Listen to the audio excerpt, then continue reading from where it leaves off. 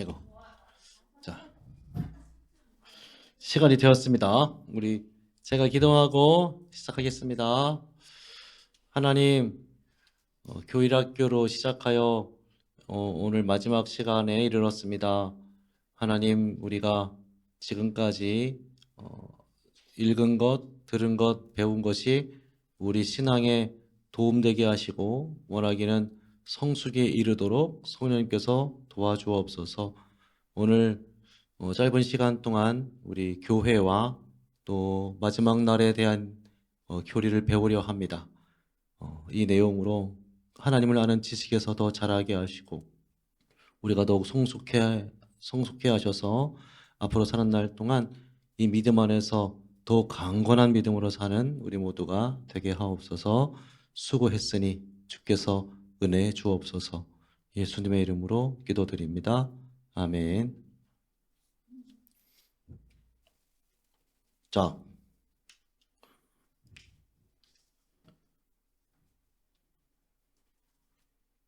오늘은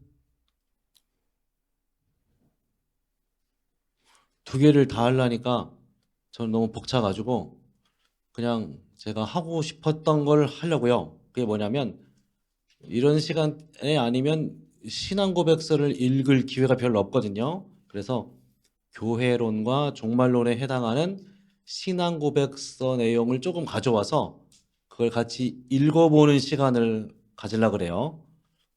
사실 제가 하고 싶었던 건 이거예요.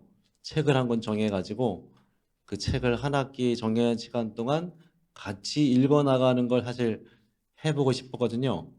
음, 오늘 기어이 마지막 시간에 한번 해보려 합니다. 다 있는 건 아니고 교회와 또 마지막 때에 관한 내용만 가져왔어요. 자, 먼저 잠깐 이거 PPT 볼까요? 오늘 이렇게 두 가지 내용이고, 네. 이거 복습입니다. 복습.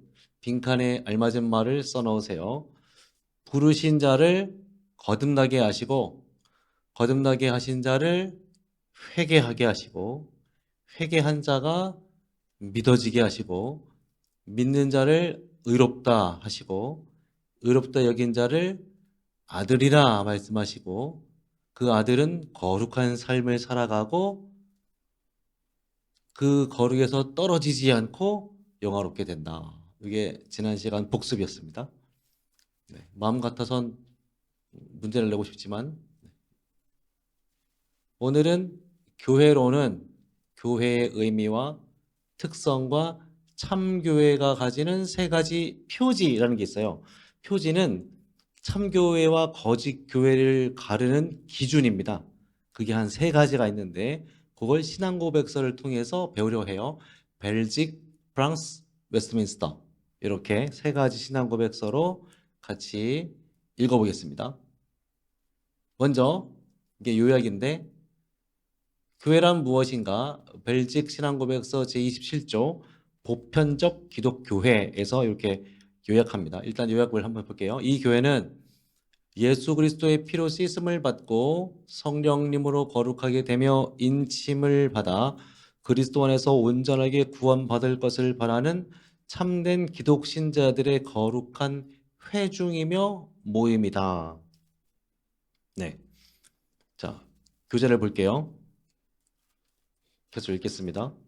이 교회는 찾으셨어요? 이 교회는 세상의 시작부터 있어 왔으며 세상 끝날까지 있을 것입니다. 교회의 영원성입니다, 이게. 교회는 영원합니다. 자, 맨 처음에 보시면 우리는 하나의 보편적 혹은 우주적인 교회를 믿고 고백한다 그랬죠? 이게 바로 교회의 유일성 혹은 통일성이라고도 부르는데 교회는 하나입니다. 하나.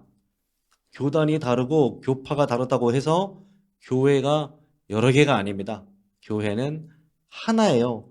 그런 의미로 이 시대에 자주 거론되는 게 뭐냐면 교회가 연합되어야 된다라는 말을 하잖아요. 사실 연합될 필요가 없을 정도로 교회는 이미 하나입니다. 왜냐하면 그리스도가 하나잖아요. 그렇죠? 동의하시죠? 그래서 연합이란 말은 교회가 어떤 목적을 갖고 같이 일하는 거고, 그거를 교회가 여러 개의 교회가 하나로 모인다라고 생각하시면 교회론에 있어서는 조금 틀린 얘기입니다. 교회는 이미 하나예요. 연합되지 않을 정도로 이미 하나가 됩니다. 그래서 그 교회에 설명을 했고, 이 교회는 끝까지 세상 끝날까지 있을 것이다. 영원성. 왜냐하면 그리스도께서는 그의 백성 없이는 계실 수 없는 영원한 왕이시기 때문입니다. 예수 때문에 이 유일성, 영원성, 거룩성이 이제 성립이 됩니다.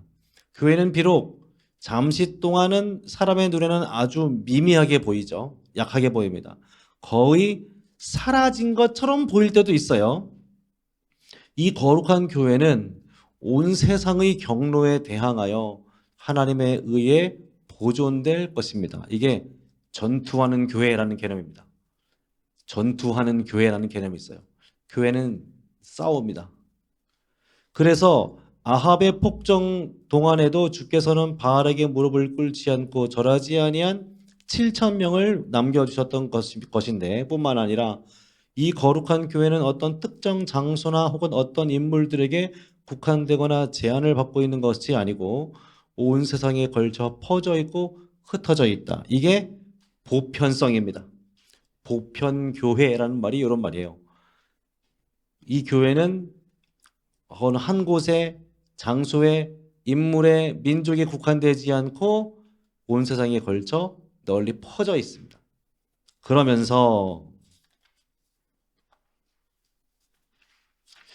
그러면서도 믿음의 능력에 의해서 한 분이시고 동일하신 성령 안에 마음과 뜻으로 연결되고 연합되어 있다. 여기 나오죠? 그렇죠? 성령 안에서 마음과 뜻으로 연결되고 연합되어 있습니다. 모든 교회가 동막교회, 동도교회, 동신교회 다 연합되어 있어요. 이미 교단과 교파가 달라도 교회라 불리면 예수를 머리로 삼은 교회는 다 연합되어 있습니다. 그 다음 프랑스 신앙고백서는 교회의 정의를 이렇게 말하죠. 하나님의 말씀대로 교회는 그의 말씀과 그 말씀이 가르치는 순수한 교리에 순종하는 일에 하나가 된 믿는 자들의 회집이라 부르며, 그 성도들은 그 말씀 안에서 그들의 전생애를 통해서 성숙과 발전이 필요한 사람으로 매일매일 하나님을 두려워하는 가운데서 거룩히 성숙하며 더 멀리 발전해 간다. 그들은 그들의 모든 노력에도 불구하고 그들의 죄의 용서를 위한 하나님의 은혜를 요청해야만 한다. 그럼에도 불구하고 우리는 성도들 가운데 위선자들과 하나님을 멸시하는 악한 자들이 있을 수 있지만 그들의 패악이 교회의 이름을 가릴 수 없음을 믿는다. 프랑스 신앙고백서는 교회가 세워짐에 있어서 방해를 받은 경우가 있잖아요. 교회 안에 문제가 있을 수 있는데 그 문제 때문에 교회가 무너진다는 건 있을 수 없는 일이다. 그 얘기하는 겁니다. 무너지지 않습니다. 그리스도의 몸이 어떻게 무너져요? 그리고 우리 신앙고백서 웨스트민스터 신앙고백서 25장 교회 편인데 되게 자세히 나옵니다. 볼게요. 이런 기회 아니면 읽어볼 기회가 없으니까. 자, 보편적 교회, 아까 얘기했죠? 온 세계에 흩어져 있는, 퍼져 있는 그런 교회로서 보이지 않는 교회가 있어요. 우리가 눈에 보이는 건 동막교회뿐인데, 그렇죠? 보이지 않는 교회가 있어. 그것은 뭐냐? 택한 백성의 전체 수. 하나님이 작정하셨을 때 택한 백성이 있을 거 아니에요? 모든 사람이 아니고 택자가 있습니다. 택자의 전체를 교회라고 부릅니다. 근데 우리 눈에는 그들이 다 안 보이잖아요. 우리는 동막교회 교인들만 보입니다. 그 밖에, 우리 눈 밖에 택자들을 다 교회라 부르고, 또 그리스도를 머리로 모시고 그 아래 하나로 모이는데, 전에도 모였고 지금도 모이고 장차도 모일 것이다. 이제 교회의 영원성을 이렇게 설명합니다.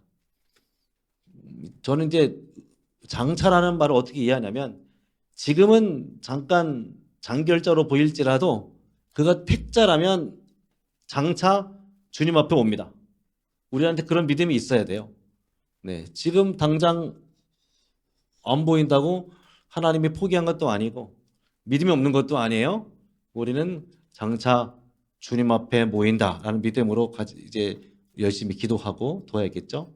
또 세 번째는 교회는 다른 것처럼 그리스도의 신부고 몸이고 만물 안에서 만물을 충만케 하시는 예수의 충만이다.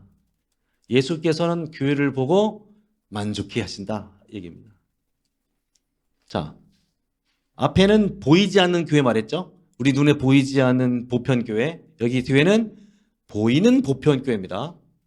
신약시대의 세계적 교회로서 어느 한민족, 예컨대 구약시대에는 이스라엘에 국한되지 않습니다. 어떤 사람들은 꼭 예루살렘이 회복돼야지만 된다라고 하는 분들이 있는데 그렇게 국한할 필요는 없어요. 전 세계에서 참복을 믿고 고백하는 모든 신자들과 따라할까요? 그 자녀들. 자, 그 자녀들.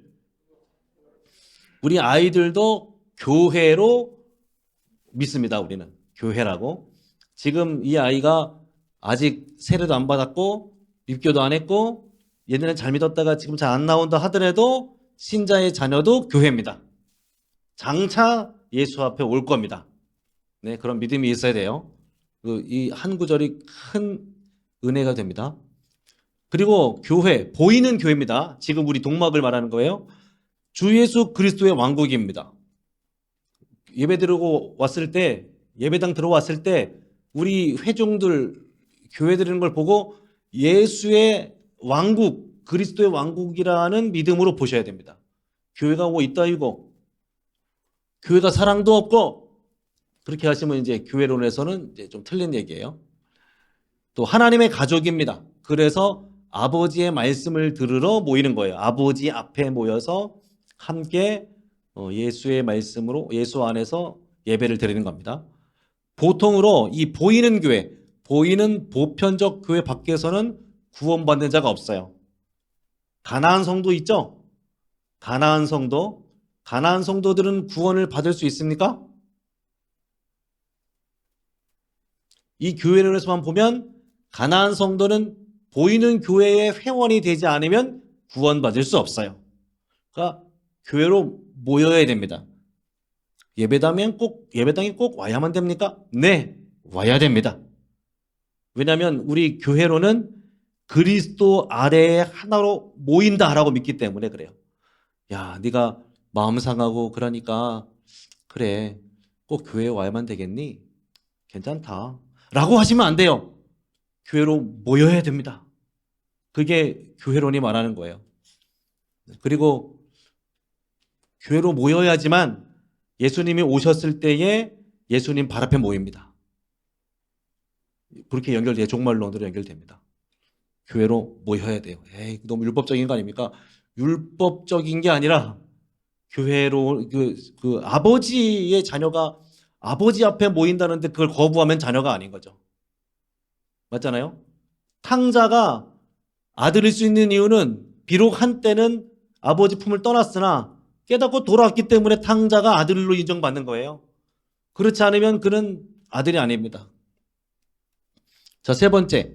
보이는 교회는 그리스도께서 하나님의 말씀과 규례에 의한 복음 사역의 방법들을 주었다. 방법 똑같은 얘기예요. 그건 현세에서부터 세상 끝날까지 성도들을 완성하려는 목적으로 그의 성령의 현재 재림에 의하여 현재 강림하시는 현재 임재하시는 그 모습에 의하여 복음 사역의 방법들을 효과적으로 작용케 하신데 옆에다 쓸까요? 설교, 전도, 기도, 성례 이런 방법들을 씁니다.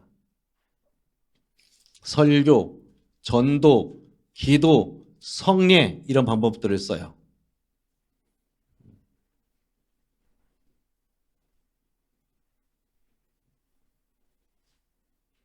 찬양도 있지 않나요? 물으시겠지만 찬양도 엄밀한 의미로는 기도에 포함되니까.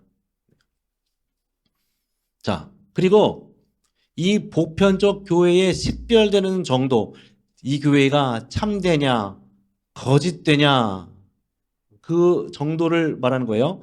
어떤 때는 이 교회는 정말 하나님의 나라구나 할 때도 있고, 어떨 때는 이놈의 교회냐 할 때도 있어요. 그것은 그 지체라고 할 수 있는 개교회의 상황으로 알려지는데, 개교회에서 첫째로 복음 전달과 받아들임이 순수한가 혹은 덜 순수한가, 하나님의 말씀이 바르게 선포되고 있는가, 또 하나님의 중심한 성례는 세례와 성찬입니다.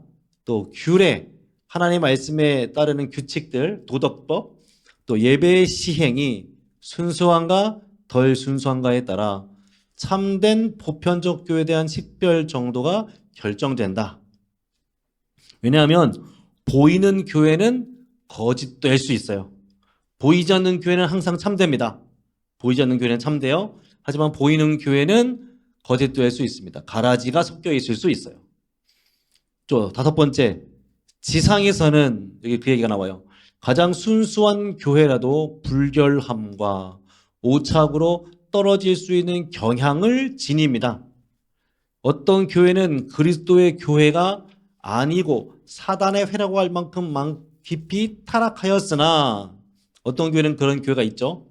그러나 땅 위에는 언제나 하나님의 뜻에 순종하며 하나님께 예배하는 교회가 있을 것이 분명합니다. 우리 동막교회가 그러한 줄을 믿습니다. 자, 예수 그리스도 외에는 교회의 머리가 존재하지 않아요.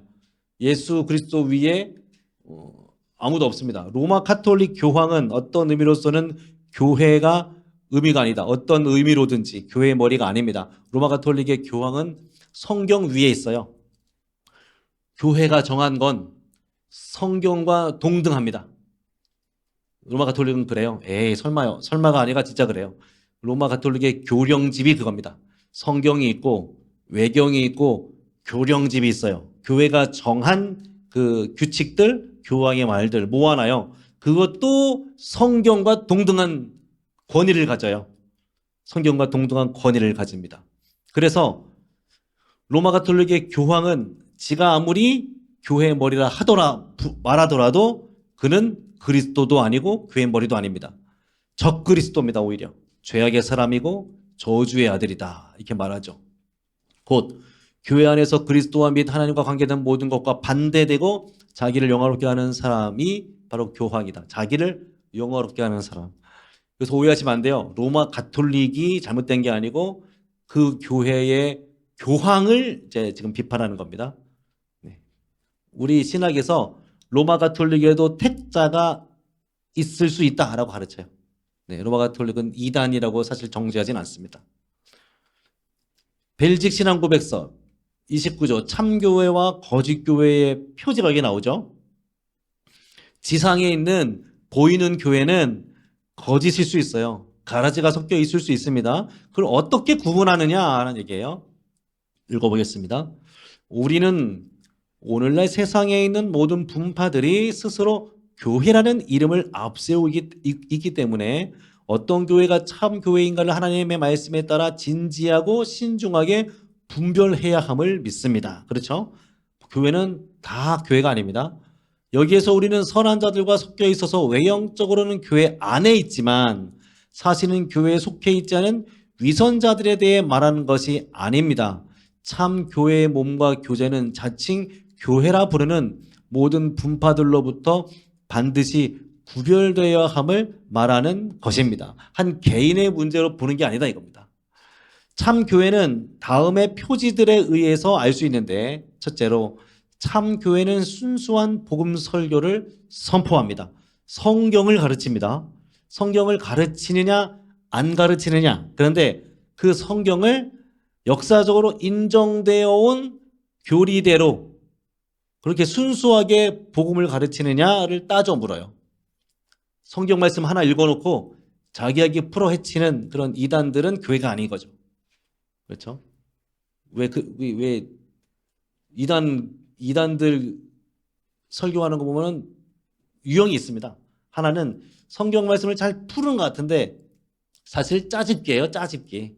단어 하나 갖고 짜집기 하든가 어떤 주제 하나 갖고서 막 여러 가지 갖다 붙이든가, 혹은 성경 말씀을 읽어놓고 자기 얘기를 막 풀어 헤칩니다. 어제 제가 누구를 만났다가 그 사람과 말을 하는 중에 그 말이 이렇게 말했는데 이러하다오이다.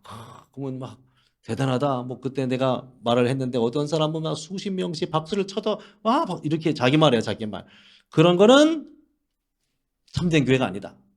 성경 말씀을 바르게 선포해야 됩니다. 또 참교회는 자 이게 중요합니다. 예수께서 제정하신 대로 성례의 순수한 집행을 계속해서 유지합니다. 성례는 세례와 성찬입니다. 세례와 성찬을 예수께서 가르친 대로 성경대로 하려고 노력해야 돼요.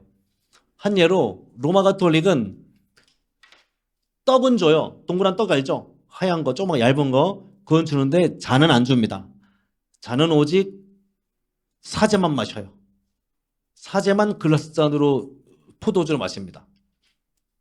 왜 그러냐면 로마 가톨릭은 떡 안에 예수의 피가 있다고 믿어요. 무슨 얘기냐면 그들은 떡을 받잖아요. 이렇게 받으면 떡이 입안에 들어가는 순간 예수의 살로 변한다라고 가르칩니다. 변해요. 화채설이라고 부르는데 그러니까 살 안에 피가 있으니까 굳이 잔을 마시지 않아도 되는 거예요. 근데 예수께서는 분명히 떡을 주고 잔을 주셨단 말이죠. 그러면 성경이 가르치는 걸 하나를 안 하고 있는 거죠. 왜 그럴까? 그들의 교리 때문에 그래. 예수의 떡을 먹으면 살로 변한다는 교리 때문에 성경의 내용을 반쪽을 만드는 겁니다. 이해가 되시죠? 우리는 성경이 가르치는 대로 하라고 해요. 떡과 잔을 주려고 합니다. 그냥 하지도 않고 꼭 말씀을 읽고 떡을 나누고 말씀을 읽고 잔을 나누려고 합니다. 그것도 안수받은 사람들의 손에 의해 보내려고 해요. 그게 성경적이라고 믿으니까. 근데 그들은 그렇지 않습니다. 그 얘기를 하는 거예요. 성경대로 세례와 성찬을 베풀려 합니다. 또 참교회는 죄를 교정하고 징벌하는 교회 권징을 실행합니다. 권징은 뭐냐면 벌 주는 거예요. 죄 있는 사람을 그럴 수 있지 하지 않고 명확하게 죄를 지었다면 죄를 물어 죄 책임을 물어서 벌을 줍니다. 그게 교회입니다. 자, 권징은 과정이 있어요. 권징의 과정이 있습니다. 뭐 수찬 정지, 뭐 권고 수찬 정지, 저기 아무튼 그런 게 단계가 있는데 그런 것보다는 일단 설교 말씀 자체가 권징이에요. 성경으로 죄에 대해 가르치고 권했어요. 그런데 여전히 죄에서 돌이키지 않아요. 그러면 그 목사님이 장로님을 대동해서 신방 갑니다. 그게 이제 제네바에서 그렇게 했어요. 신방을 가요. 가서 목사님 혼자 가지 않습니다. 두 사람을 대동해서 가죠. 신방 가서 권합니다.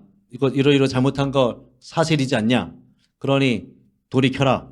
다시는 그러지 말아라. 그런데 거기서 고치지 않고 또 똑같은 죄를 졌어. 여전히 술 마시고 노래하고 춤추고 교회 헌금도 안 하고 교회 헌금 띵가 먹고 집에 마누라한테 뭐 해주지도 않고 막 그래.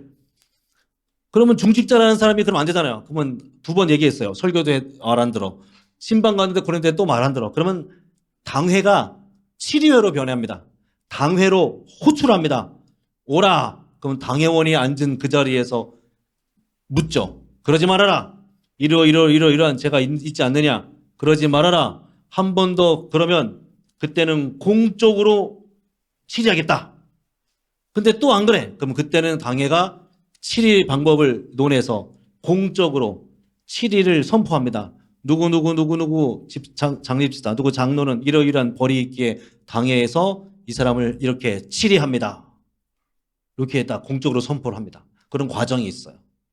그런 권징이 없는 교회는 참교회가 아니다. 근데 오늘날 권징을 잘 안 하죠? 왜 그럴까요?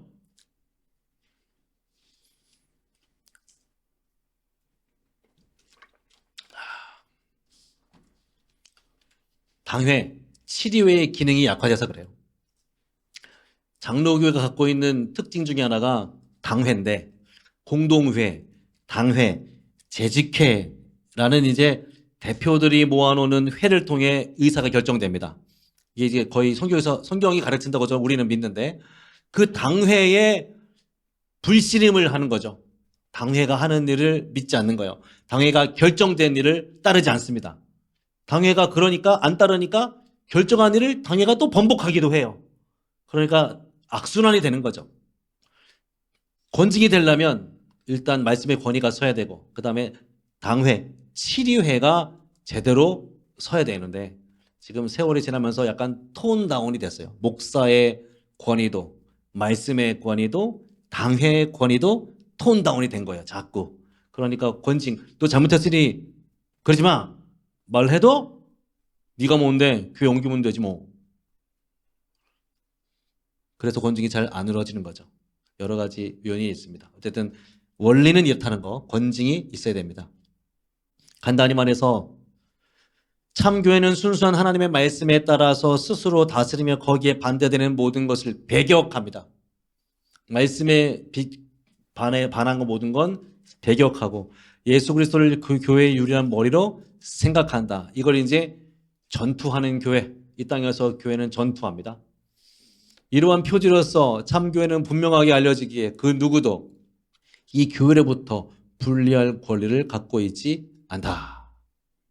교회가 분열된다는 건 웨스트민스터 신앙고백서에서는 반대합니다. 분열되어서는 안 된다라고 말하죠. 이 교회에 속한 자들은 그리스도인들의 표지에 의해서 알 수 있다. 자, 그들은 참된 교회에 속한 참된 신자들은 예수 그리스도를 유일한 구주로 믿고 죄를 멀리하고 의를 추구하며 좌로나 우로 치우침 없이 참되신 하나님과 이웃을 사랑하며 자신들의 육체와 그 행위를 십자가에 못 박습니다. 비록 그들에게 큰 연약함이 남아있다 할지라도 그들은 전생에 동안 성령님으로 말미암아 연약함에 대하여 싸웁니다. 전투하는 교회. 우리는 싸워야 돼요. 그들은 끊임없이 그리스도의 피와 고난과 죽음과 순종에 호소하고 그분 안에서 그분을 믿는 믿음을 통해 죄 사함을 반복해서 얻습니다. 거짓 교회 나오죠? 거짓 교회는 하나님의 말씀보다 교회와 교회의 규례들에 더 많은 권위를 부여합니다. 그 거짓 교회는 그리스도의 몽에 자신을 복종시키지 않아요. 야, 그럴 수도 있지. 그래, 이렇게 한번 해보자. 예수께서 하라는 대로 나를 낮추지 않고 예수를 나에게 맞추려고 하죠. 거짓 교회는 그리스도께서 당신의 말씀대로 명령하신 대로 성례를 시행하지 않습니다. 자기들 좋을 대로 생각되는 대로 성례들에서 더하기도 하고 빼기도 한다. 아까 로마 가톨릭처럼. 거짓 교회는 예수 그리스도보다는 사람들에게 더 의존합니다. 사람들이 좋은 걸 하죠. 악순환입니다. 거짓 교회는 하나님의 말씀에 따라 거룩하게 사는 사람들과 거짓 교회와 죄와 탐욕과 우상 숭배를 꾸짖는 사람들을 핍박합니다. 거짓 교회는 신천지가 그렇게 하죠.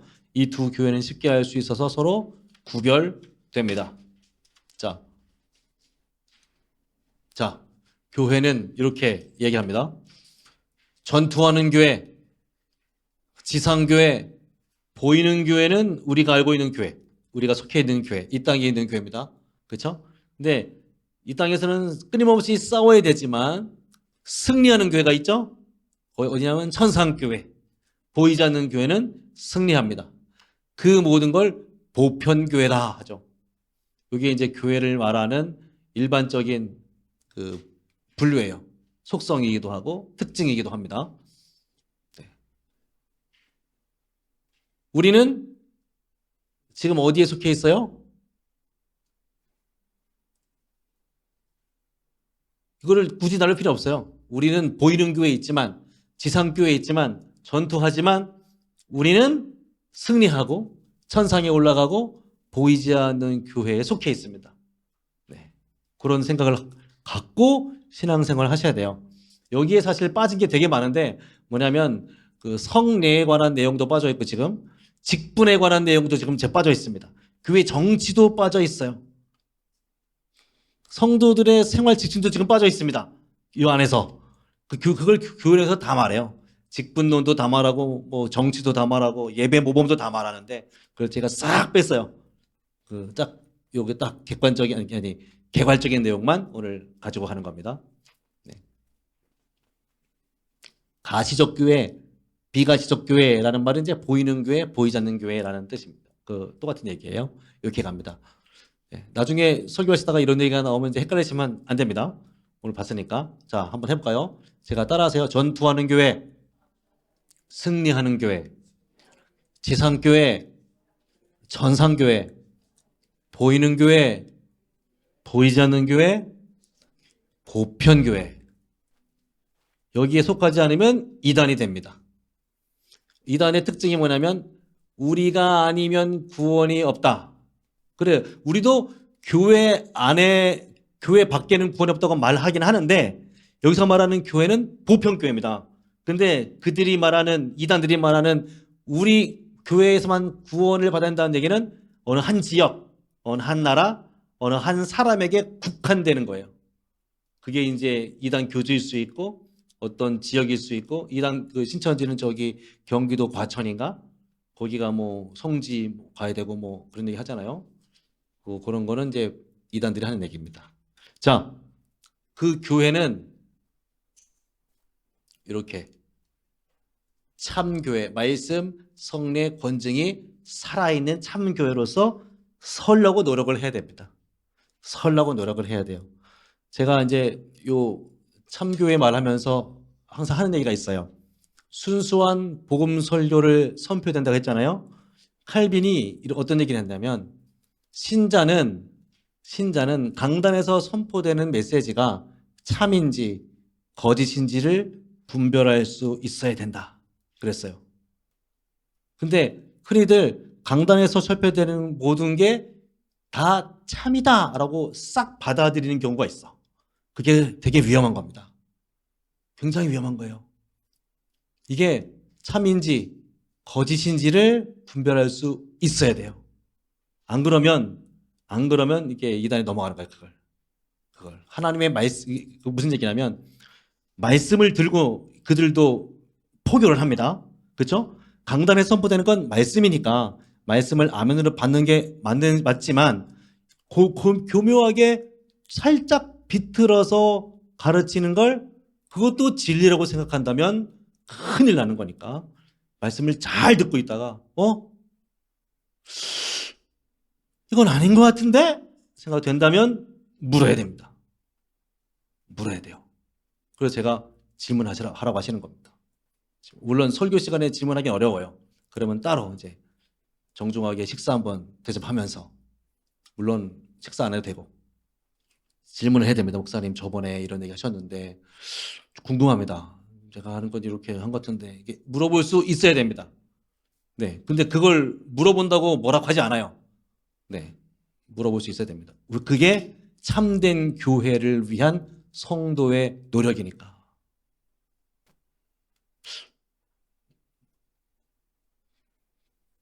좀 위험한 얘기인가요? 아니죠? 네, 질문할 수 있습니다.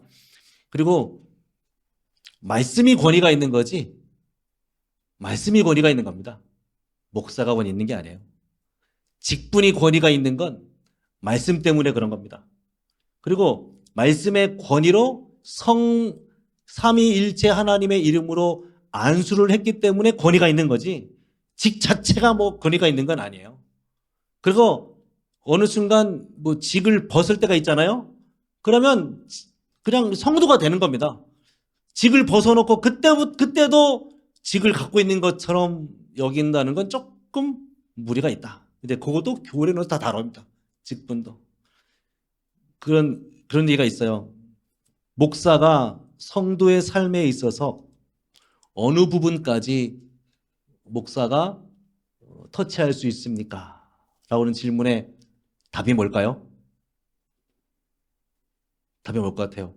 목사가 갖는 권위는 성도의 삶에 어느 부분까지 영향을 미칠 수 있습니까? 정답은 뭘까요?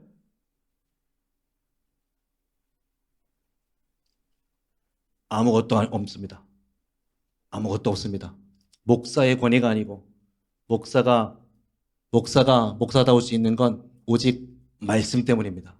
강단에서 선포되는 말씀이 아니고서 말씀을 벗어난 모든 것은 권위도 아니고 성도를 위한 것도 아닙니다. 이해가 되시죠? 되게 중요한 개념이에요. 이걸 놓치는 순간 이제 교회가, 질서가, 말씀의 권위가 무너집니다. 네. 목사는 말씀 때문에 목사인 거지, 말씀을 전하지 않는 순간 목사가 아니고, 성도를 대할 때도 말씀의 권위 안에서 하는 거지 말씀 밖에서는 어느 것도 할 수 없습니다. 할 수 없어요. 그렇게 이해하셔야 됩니다. 이것도 교회에서 다루는데 할 일은 너무 많지만 일단 넘어가겠습니다. 왜? 이걸 해야 되니까. 종말론까지 가야 되니까. 자, 종말론은 죽음, 부활, 심판. 크게는 이거 세 가지입니다. 죽음, 부활, 심판. 크게 세 가지인데 웨스민스터 신앙고백서랑 벨직 신앙고백서를 보겠습니다. 웨스민스터 신앙고백서 32장 사후 상태와 죽은 자의 부활. 자, 인간의 몸은 죽은 후에 티끌로 돌아가고 썩으나 영혼은 죽지 않고 잠자는 것도 아니고 불멸의 실체로서 창조자이신 하나님께로 돌아간다. 이런 얘기가 왜 나오냐면 영혼은 소멸된다라는 얘기가 있어요. 죽으면 영혼은 없어진다 라는 얘기가 있고 그렇지 않고 영혼은 잠잔다라는 얘기도 있어요. 근데 두 가지 다 우리는 받아들이지 않아요. 영혼은 소멸되지도 않고 잠을 자지도 않습니다. 잠을 자지도 않아요. 의인들의 영혼은 특별히 별세는 즉시 완전히 거룩해집니다. 죽음 즉시 거룩해지고 지극히 높은 하늘에 영접되어 영광 중에 계신 하나님의 얼굴을 봅니다. 영혼이. 그들은 그곳에서 몸의 완전한 구속을 기다립니다. 이걸 중간 상태라고 말해요. 우리는. 죽음 이후에 죽는 즉시 하나님의 영광 중에 들어가서 몸의 완전한 구속, 재림 때까지의 기간을 중간 상태라 얘기합니다. 또 악인들의 영혼은 별세 후에 지옥에 던져지고 고통을 받으며 어두운 데 머물러 심판을 기다립니다. 정해져 있습니다. 악인들의 영혼은. 몸이 떠난 영혼들의 가는 곳에 대해서는 이 두 가지밖에 말하지 않아요. 하나님의 영광과 지옥 두 가지 말하지 흔히 말하는 연옥, 림보 이런 개념은 없다. 연옥은 아시겠지만 뭐랄까 하나님의 천국에 들어가기에는 모자라고 지옥에 떨어지기에는 좀 아깝고 그런 영혼들이 가는 게 연옥입니다. 연옥에서는 지옥에 가지 않아요. 연옥에서 자기 공덕을 쌓거나 죄의 흔히 말하는 목욕탕 같은 데예요. 좀 덜 깨끗해진 사람들이 가는 영혼들이 가는 게 연옥이거든요. 연옥에서는 지옥을 안 갑니다. 연옥도 약간의 지옥 비슷해요. 거기서 몸을 깨끗이 씻은 다음에는 천국 갈 수 있는 거예요. 연옥에. 그런데 연옥에 빨리 갈 수 있는 방법이 있다고 한 게 이제 면죄부죠. 돈 넣으면 네 아버지 영혼이 연옥에서 천국으로 간다라고 말하는 게 면죄부였어요. 네, 그게 이제 배격하는 거죠. 림보는 뭐냐면 유아들 있잖아요. 유아들이 거하는 천국입니다. 유아들만 일종의 놀이방 같은 개념이에요. 이 성경에는 없는 내용이죠. 유아 림보가 있고 성인 림보가 있어요. 성인 림보는 뭐냐? 흔히 말하는 좀 더 나은 사람들이 거하는 데가 거기가 림보라는 데가 있어요. 처음 들어봐요? 로마 가톨릭은 다 얘기합니다. 이런 얘기. 중간이 있어요. 로마 가톨릭엔 항상 중간이 있습니다. 신도 아니고 인간도 아닌 중간이 있고 천국도 아니고 지옥도 아닌 중간이 있어요. 성경도 아니고 세속도 아닌 중간이 있어.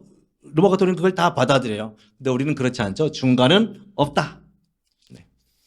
예수님이 재림할 때 2번 살아남아 있는 신자들은 죽지 않고 그 몸의 변화를 받을 뿐이며 모든 죽었던 신자들은 몸으로 부활합니다. 다만 체질이 다르다. 이 같은 몸이 다시 그 영혼과 영혼이 결합되어 있을 것이다. 사망, 마지막 심판날에 불의한 자들의 몸은 그리스도의 권능에 의하여 욕된 것으로 부활하고 의로운 자들의 몸은 성령으로 말미암아 영광스러운 것으로 다시 살게 되어 그리스도의 영광스러운 몸의 형상으로 변하게 된다. 옆에 쓸까요? 몸의 부활. 몸의 부활. 우리가 경험하는 부활은 영의 부활이 아니고 몸의 부활입니다. 영만 부활한다는 얘기는 영지주의가 하는 얘기예요. 영은 신령하니까 육은 속되니까 육은 버리고 영만 새로워진다. 다시 그거는 영지주의가 하는 얘기고요. 우리는 몸과 함께 몸으로 부활합니다. 그게 우리 교리예요. 성경이 그렇게 가르칩니다. 영광스러운 몸으로 변화되잖아. 그리고 그때 심판이 일어납니다. 1랑 성부 하나님께서는 성자 예수 그리스도 말미암아 공의대로 세상을 심판하실 한 날을 정하셨어요. 아무도 모르는, 성부만 아는 한 날을 정하시고 그리스도에게 모든 심판의 권세를 주셨어요. 예수의 초림은 영생을 위한 구속주로 오셨지만 예수의 재림은 심판주로 오십니다. 그날에는 타락한 천사들이 심판을 받을 뿐 아니라 땅에 살고 있는 모든 사람들도 그리스도의 심판대 앞에 나타나 그들의 서상과 말과 행위를 고백하고 그 몸으로 행한 대로 선악간의 보응을 받게 된다. 몸으로 행한 대로, 이게 되게 중요한 포인트인데 뭐냐면 믿는 자는 그저 마음으로만 믿는 게 아니고 삶이 변화됩니다. 몸으로 행한 대로라는 말은 믿음은 이미 있는 거고 믿는 자들은 삶이 다르다. 그걸 전제하고 있는 거예요. 그러니까 믿노라 하면서 도통 믿는 사람 같지 않은 사람들 있죠? 정말 믿음이 있는지 되물어야 되는 겁니다. 실수하는 거랑 그랑 다른 거예요. 지속적으로 명확한 죄를 지으는 사람들, 그럼 믿는 사람이 아니죠. 믿는 사람은 죄에서 떠나라고 하는데, 자, 2항 하나님께서는 심판날을 정하신 목적이 있어요. 택한 자들을 영원히 구원하시는 자비와 영광을 나타내시고 사악하고 거역하는 불택자들을 영원히 정죄하시는 공의의 영광을 나타내시려고, 그때의 의로운 자들은 영생으로, 하나님을 알지 못하고 복음을 거역한 자들은 영벌을 받게 된다. 자, 그 영생은 주님의 존전에서 충만한 기쁨과 만족을 누리는 거다. 이건 다 알고 있는 내용이죠. 3항 그리스도께서 장차 있을 심판날에 대하여 사람들이 확실히 설득되기를 원하시는데 목적은 첫째, 모든 사람들의 범죄의 행위를 저지시킨다. 너 악하게 살면 지옥 간다. 저지시킨다. 둘째, 경건한 자들에게 그들의 당한 환난에서 더 큰 위로를 받게 하시려고, 경건하게 살면 너는 천국으로 간다. 그와 동시에 그리스도께서는 심판날이 꼭 어느 날인지에 대하여 사람들이 모르는 걸 원하십니다. 알려고 하지 마세요. 첫째, 그들로 하여금 육체적 평안에 안주하지 않도록 하려는 것, 항상 영적으로 깨어있게 하려는 것, 언제든지 신앙을 준비하고 아멘 주 예수여 마라나타라고 고백하게 하려는 것, 이런 거죠. 이런 거죠. 아빠 언제 와? 아빠 언제 와? 왜 가고 있어? 아빠 언제 와? 가고 있다니까. 아빠 언제 와? 자꾸 전화해. 왜 전화하는 거예요? 아빠가 보고 싶어서? 게임하다가 공부 안 하고 게임하고 있다가 아빠가 올 때 얼른 공부하는 척 하려고 전화하는 거죠. 아빠 언제 와? 왜 자꾸 전화해? 공부하고 있는데 아빠 언제 오는지 궁금해서. 그럼 공부 열심히 해. 공부는커녕 게임하고 있는 거야. 아빠가 오는 동시에 한 10분 전에 핸드폰 끄고 얼른 공부하는 척 하려고. 사람은 다 그래요. 우리 애만 그런 게 아닙니다. 그날을 알아보세요. 예수님이 언제 오는지 알고 있다면 우리가 정말 거룩하게 살까? 그렇지 않아요. 그렇지 않습니다. 하나님이 철저하게 비밀로 붙였어요. 그때까지 깨어 있어야 됩니다. 자, 벨직 신앙고백서 37편 7조. 자, 저 개인적으로 저는 되게 즐거운데 지금 제가 좋아하는 신앙고백서를 읽고 있어서 너무 좋습니다. 자, 마지막으로 이럴 기회가 별로 없어요. 네, 되게 소중한 시간입니다. 마지막으로 우리는 하나님의 말씀에 따라 주님께서 정하셨지만 모든 피조물에게 알려지지 않은 때가 이르고 선택받은 자들의 수가 찰 때, 우리 주 예수 그리스도께서 큰 영광과 위엄으로 승천하신 것처럼, 자 따라요, 육신으로 눈에 보이게 하늘로부터 오실 것이라 믿습니다. 할렐루야. 그리스도께서는 당신 자신을 산 사람들과 죽은 사람들의 심판주로 선언하시고 옛 세상을 정결하게 하기 위하여 이 옛 세상을 불태우실 겁니다. 그때 세상의 시작부터 끝까지 살았던 남자와 여자와 아이와 모든 산 사람들이 위대하신 심판주 앞에 자기 스스로 서게 될 것이다. 그들은 천사장의 부름과 하나님의 나팔 소리로 소집됩니다. 성경에서 말하고 있는 거죠. 이전에 죽은 사람들은 땅으로부터 일어나서 무덤에서 그들의 영혼이 다시 한번 그들이 살았던 바로 그 몸과 연합할 겁니다. 그때 다른 사람들처럼 죽지 않고 여전히 살아있는 자들은 썩어질 것이 썩지 않게 순식간으로 변화됩니다. 그때 책들이 생명책이 펴지고 죽은 사람들이 선악간에 이 세상에서 행한 것에 따라 심판을 받을 것인데 정말로 모든 사람들은 자신이 언급한 모든 무익한 말에 책임을 져야 합니다. 이것은 세상이 단지 농담과 재미로 여긴 것들입니다. 사람들의 비밀과 왜 여기 말을 하냐면 왜 말을 얘기하냐면 이 말은 그냥 내 입에서 나오는 게 아니기 때문이에요. 이 말은 내 사상과 마음에 있는 것이 나오는 겁니다. 성경이 가르치는 그거예요. 네 안에 악이 있기 때문에 악한 말을 하는 거고 내가 악한 사상을 갖고 있기 때문에 악한 말을 하는 겁니다. 그 말이 무슨 문제는 하겠지만 말이 문제야. 그 안에 네가 뱉은 말이 고스란히 네 안에 있는 겁니다. 성경이 가르치는 원리는 그래요. 그래서 그게 되게 중요합니다. 이게 그래서 말만 얘기했지만 결국 전신을 다 말하는 거예요. 이게 사상과 그리고 속의 마음과 또 말까지 다 책임까지 행동까지. 자, 사람들의 비밀과 외식이 모든 사람들의 눈앞에 공개적으로 드러날 거다. 왜 그런 얘기 있죠? 히브리서에 하나님의 말씀은 골을 찌른다. 그렇죠? 심령 골수를 찌르고 뭐 가르고 한다잖아요. 이게 이 얘기입니다. 그 얘기야. 종말론 때 종말의 때에 심판주 앞에서 결코 가릴 수 없다는 얘기입니다. 심령 골수를 쪼개기까지 하는 하나님의 말씀이 너에게 자를 들이대면 네가 악한 것을 핑계할 수 없다는 얘기예요. 다 드러난다는 얘기입니다. 이게 그 얘기가 히브리서 말씀이 공개적으로 드러납니다. 그래서 이런 선한 이유로 공개적으로 죄가 드러났는데 선하다 말하죠. 사악한 악인들에게는 심판에 대한 생각이 무섭고 두려운 것이지만 의로운 택자들에게 이 심판에 대한 생각이 큰 기쁨과 위로가 됩니다. 왜냐하면 택자들의 완전한 구속이 이루어지고 그들이 겪은 수고와 고통의 열매를 받을 것이기 때문이죠. 그들의 무죄가 모든 사람에게 알려지고 그들이 이 세상에서 자신들을 핍박하고 압제하고 괴롭히던 악한 자들에게 하나님께서 무서운 보복을 하시는 걸 보게 될 거다. 보게 될 거다. 공의로우신 심판을 하게 될 거다. 그러니까 우리는 하나님의 그 심판을 이야기할 때 그리스도를 믿는 자들은 무서워 떨 게 아니라 감사와 기쁨으로 받아야 되는 거예요. 네. 예수 믿으시죠? 그 본질적 질문에 아멘 하시죠? 네, 그게 아주 되게 중요합니다. 거기서 시작이니까. 악한 자들은 그들 자신의 양심의 증거에 의해 유죄가 입증돼요. 죽지도 않습니다. 죽을 수 없어요. 모든 마귀와 사자들을 위하여 예비된 영원한 불 속에서 고통받게 될 것이다. 자, 죽을 수 없어요. 죽으려고 혀를 깨물으면 혀 깨무는 고통이 가중될 뿐입니다. 거기가 지옥이에요. 한편 신실하고 택함받은 자들은 영광과 존귀의 면류관을 쓸 것이다.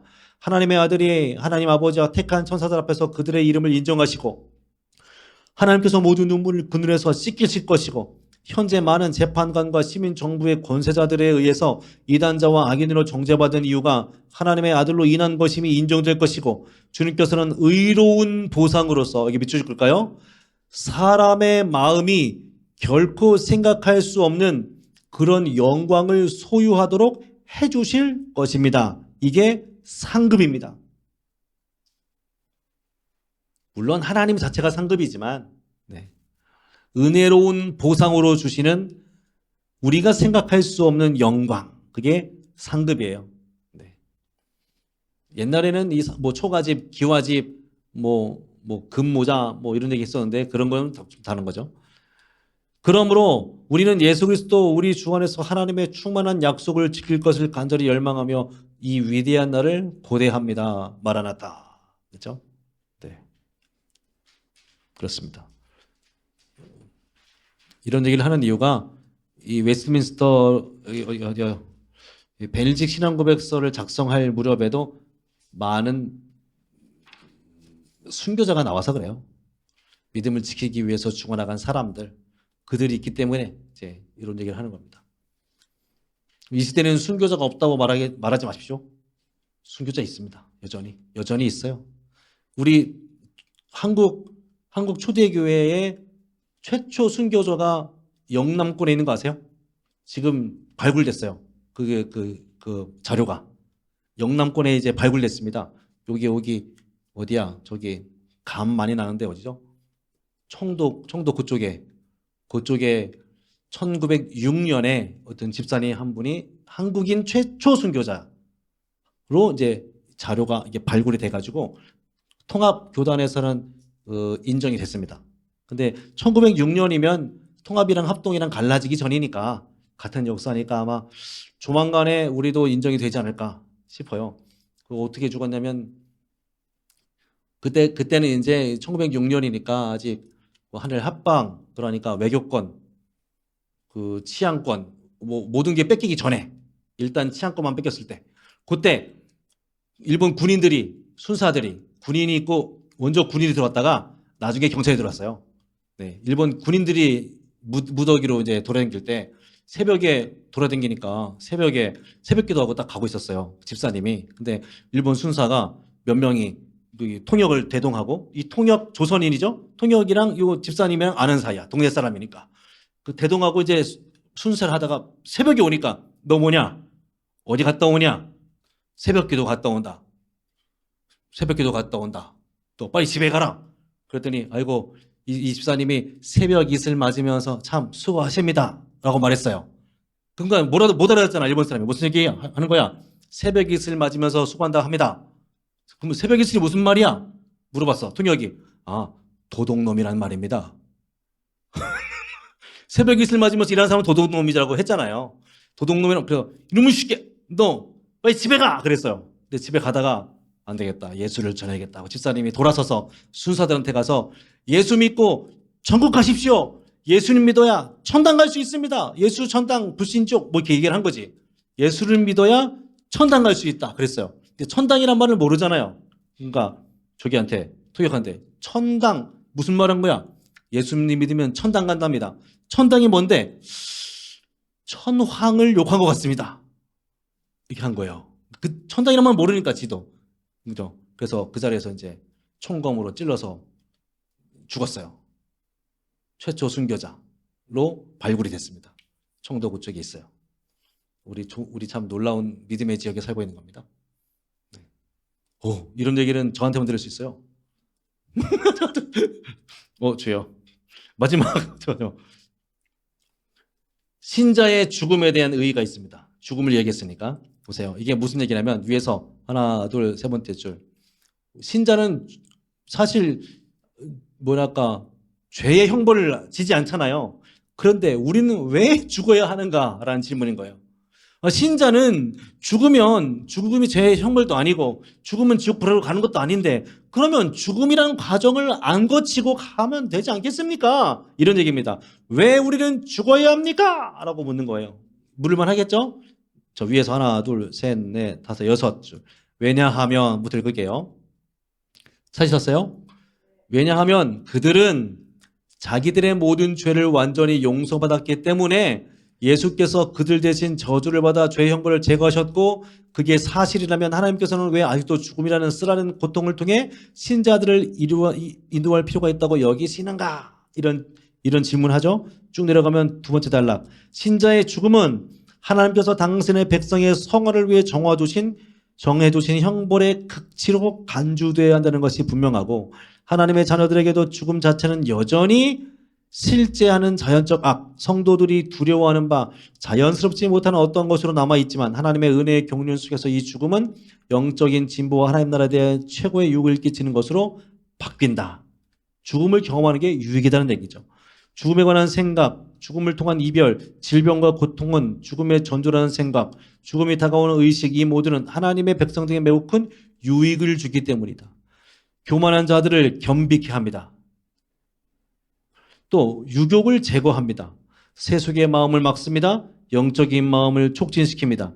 신자들은 주님과의 신비적 연합 속에서 그리스도의 경험에 참여합니다. 자, 하나, 둘, 세 번째 뜰. 죽음은 종종 신자들 속에 있는 믿음의 힘에 대한 최고의 시험이며 외관상 패배한 것처럼 보이는 시간의 승리를 의식하게 되는 눈부신 현현을 가능하는 것인데 신자의 죽음은 영혼의 성화를 완성합니다. 죽음은 왜 보세요. 이제 마지막입니다. 신자가 왜 죽어야 되냐면 성화 때문이에요. 신자가 예수를 믿으면 그 즉시 거룩해지는 게 아니잖아요. 우리는 여전히 거룩해져야 될 필요가 있잖아요.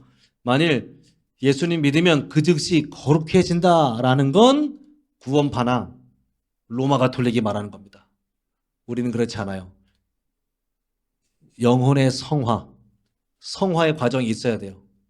그 과정 동안 우리는 자녀다워지고 하나님 나라의 백성다워집니다. 죽음은 우리에게 유익인 거죠. 우리를 겸손하게 하고 잘못을 막고 영적인 좋은 것을 촉진시키는 것이 죽음이다. 네, 죽음을 경험하는 게 유익이다. 그래서 바울 사도도 그렇게 말했죠. 자기에게 사는 이가 그리스도이므로 죽는 것도 유익하다. 죽음을 두려워할 필요도 없어요. 죽음을 이기려고 할 필요도 없고 그냥 예수는 믿으면 그 스스로가 그 자체가 죽음이란 과정을 통과하는 것뿐이다. 근데 죽음 자체는 우리에게 유익입니다. 그러니 왜 우리는 죽어야 되지? 라는 질문을 던질 이유는 없다.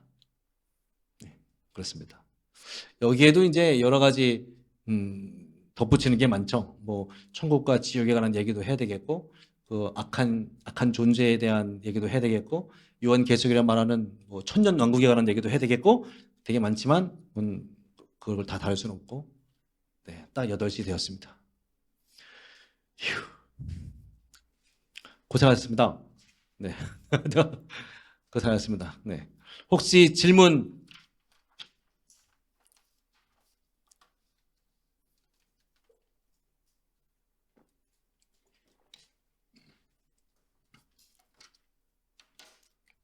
네, 아휴, 네, 고생하셨습니다. 이거 끝나고 나서 어떻게 뭐 시상이 있을런지는 잘 모르겠어요. 어쨌든 뭐 저랑 같이 교리 배우느라 후생하셨고요. 저는 개인적으로 이렇게 이런 좋은 신앙 고백서 하나를 같이 읽고 그 신앙 고백서를 해설한 책을 같이 읽으면서 네, 그 약간 학자들의 글에 읽는 거죠. 읽으면서 좀 읽어보는 게 좀 좋을 것 같은 생각을 해요. 기독교 강요도 좋고요. 볼코프 책도 좋고 어거스틴 책도 좋고 뭐 요즘엔 헤르만 바빙크도 쉽게 나온 책이 있어요. 그러니까 책이 너무 많습니다. 좋은 책이 너무 많아. 우리 권사님 계시지만 좋은 책이 너무 많아요. 그래서 그 책을 함께 읽어나가는 시간을 가졌으면 좋겠고 오늘 제가 한 건 6주 동안 했지만 개관이에요. 개관. 깊이 들어가면 더 많은 내용이 있어요. 그 많은 내용을 함께 나눌 수 있는 시간이 있으면 좋겠습니다. 허락이 될런지는 모르겠고 네, 도움이 되셨는지 모르겠네요. 질문 있으세요, 권사님? 전우님? 없습니까? 감사합니다. 정말 수고 많으셨어요. 제가 기도할게요. 우리를 그리스도를 믿어서 하나된 보편엔 또 하나님의 택자의 모임인 교회로 삼으시니 감사합니다. 그리스도의 신부로 그리스도의 몸으로 하나님의 자녀로 바르게 살기를 원하오니 성령님 우리를 지도하시고 성령님의 성령 충만한 가운데서 우리의 신앙의 삶을 올곧이 살게 하여 주옵소서. 그래서 주님 심판주로 오실 그 예수님 앞에 섰을 때에 예수의 큰 품에 안겨 정말 잘하였도다 충성된 종아 잘하였도다 충성된 종아 라고 칭찬받는 우리 모두가 될 수 있도록 역사하시고 주님 다시 오실 때까지 우리가 더욱 성화되게 하시고 주님 오실 그날을 바라보며 신앙의 삶을 열심히 달리게 하시고 주님 다시 오셨을 때에 정말 하늘 영광을 우리가 소유하여 영원한 영생을 누리는 우리 모두가 될 수 있도록 주께서 돌보아 주옵소서. 그 과정이 결코 쉽지는 않겠지만 믿음 안에서 살겠습니다. 우리 결단이 흐려지지 않도록 성령님 우리의 믿음을 꼭 붙잡아 주옵소서. 예수님 이름으로 기도드립니다. 아멘. 감사합니다.